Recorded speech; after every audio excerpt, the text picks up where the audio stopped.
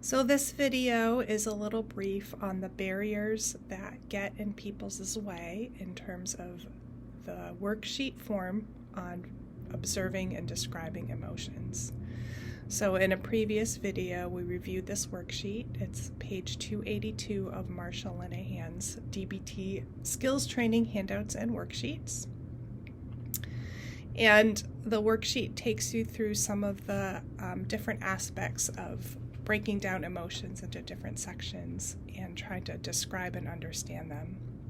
So this worksheet, again, is one of the core critical worksheets, I think, of DBT, because it's really knowing oneself and knowing how one feels about something, which is not necessarily an easy task. So there's a lot of things that come up for people when they try to fill this out. And the first prompt being, what is the feeling, or what do you feel?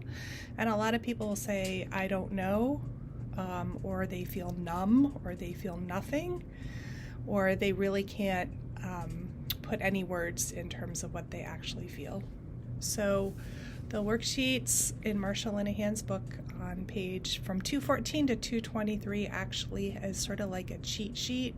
So it helps people look at examples of different emotions. So let's say, for example, the emotion of anger, and it has a list of all the words of what people experience when they feel angry. So there's an emotion word list.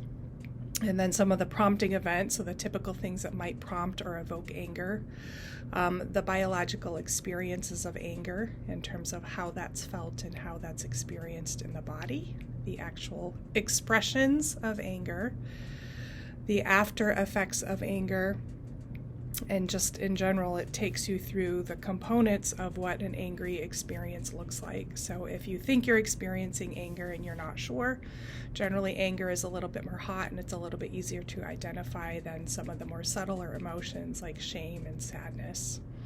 So if you're struggling with not knowing what you feel or feeling numb, you might want to look at some of those emotion word lists and start to see if any of those words might resonate with your current experience.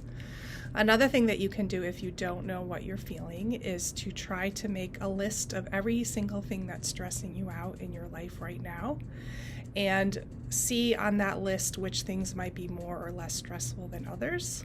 A lot of times people are having emotional reactions to things that are stressful, but they're not really validating the connection between what they feel and the stressful things that are happening in their environment. So that's also a really good way to figure out some of the prompting events or the things that tie into different and sometimes confusing emotions.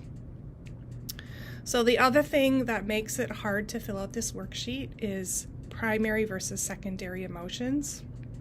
A primary emotion is a reaction to a situation or event, and a secondary emotion is a reaction to an emotion. So if you're feeling a lot of shame or humiliation or feeling really unlikable, and that makes you withdraw, and then you feel angry at yourself because you feel ashamed, and then there's somebody in your environment saying you're too sensitive and you're making a big deal out of nothing, or you shouldn't have those feelings, or it doesn't make any sense what you're feeling, then it gets harder and harder to identify what you actually do feel.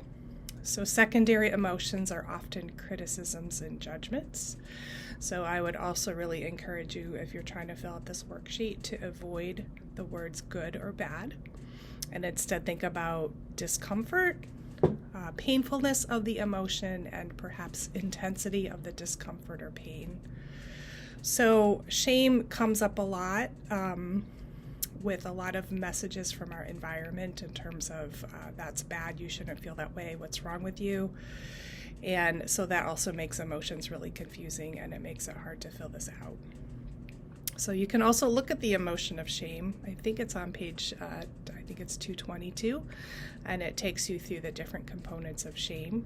But I will say that the more you do this, and the more you get accurate, clear about what you feel, and the more open, transparent, willing, and comfortable you are with describing and observing uncomfortable emotions, generally shame tends to be less intense, because shame is often about feeling ashamed about how you feel, and then feeling upset about how you feel, and feeling angry and guilty and all that other stuff about how you feel. So the The worksheets are really helpful, again, pages 214 to 223, so they can help you put words on experience.